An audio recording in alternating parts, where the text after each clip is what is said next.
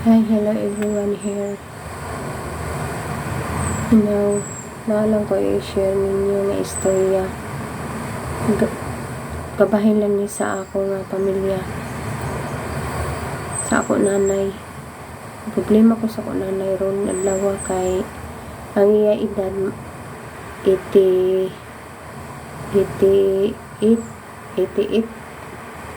years old.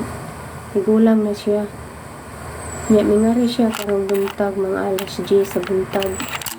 Ningon siya nako na Tin, kuhay ragod ko og dahon sa bayabas kay ako kon sa kotiyan. Nya, mingato ko sa gawas ni kuha kog bayabas dahon.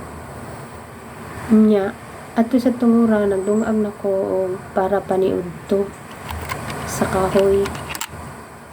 Nya adto humanad to mi kuha na ko sa kuan gawas og dahon. Niingon ko niya na sana wa na may dahon diri as bayabas. Ang dahon sa bayabas to ana sa kinaipapawan kay namatay man siya sa hangin sa dagat kay ang amo balay di amang dapit sa dagat. Ya karon mao lagi to akong istorya sa kunanay.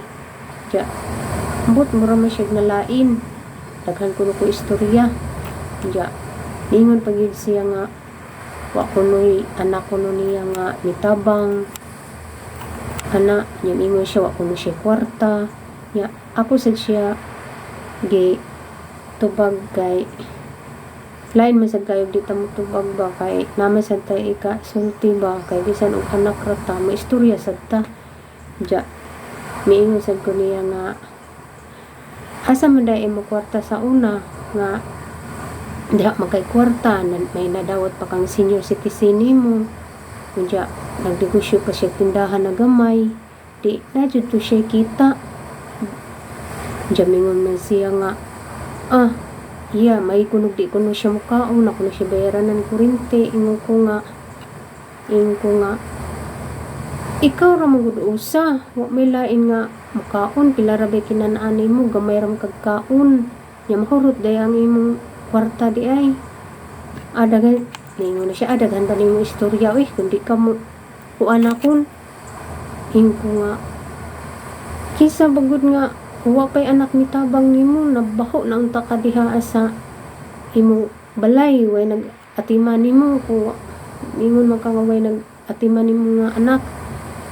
Ja gan siya ako siya gilot nako niya ang katong dahon sa bayabas. Ingon man siya nako nga dangka kuno sa kayo kay ibutang daw kuno siya tiyan. Mao to nga dili sad siya kayo init kanang mga igo ra nga kainit nya ako naghihatag sa iya gibutang sa iya tiyan. Ya pagkaman ako siya gihilot gibutangan ako og kuan ang iyang lawas kanang hang nga haplas. Gihilot na nako sa likod niya diri sa iyang bukton na nasukot na hinuon siya daghan kuno ko istorya daghan kuno ko yayo kung kuan kuno sa iya kuan lang kuno di na kuno daghan istorya. Maro magud akong giistorya gud nga ni kuan ra ko sa iyang hintubag ra ko sa iyang istorya banga wa kuno anak ni tabang daw sa iya wa kuno gusto lagi niya kwarta. Unsaon ako po siya giingnan nga unsaon man wa ako ikatabang niya kay ako trabaho niara ko sa balay nagdepende po ko sa kumbana. Ja na pag kauman ay hilakaw murag ubos tingali to. Ya mo to nga niko na lang po ko nga wa na lang po gumikuha niya hilakaw na siya maura to murag nalain murag nasakitan sad ko ba kay sa sanhi nga murag luag pa siya napi si kwarta nag-away-away sad mi magsuon may magkasundo sa una kay kami sad adto murag naglisod sad mi pa nya mga tura may bukid mamagol mangraha to amis bukid halos nguha nga to panginabuhian namo para makakaon mi wa may magsalig ina pagka man-ana away-away diri kay tungod anang baybayon kay limpyuhan na mo sa tinang baybayon mga wa sila kay miingon lagi sila nga may kunog amuha ang baybayin sa gobyerno man kuno na di syempre mukuan gid ta mo istorya gid ta nga dili maghugaw dili ka nang ipabilin ilang mga agi dihang mga plastic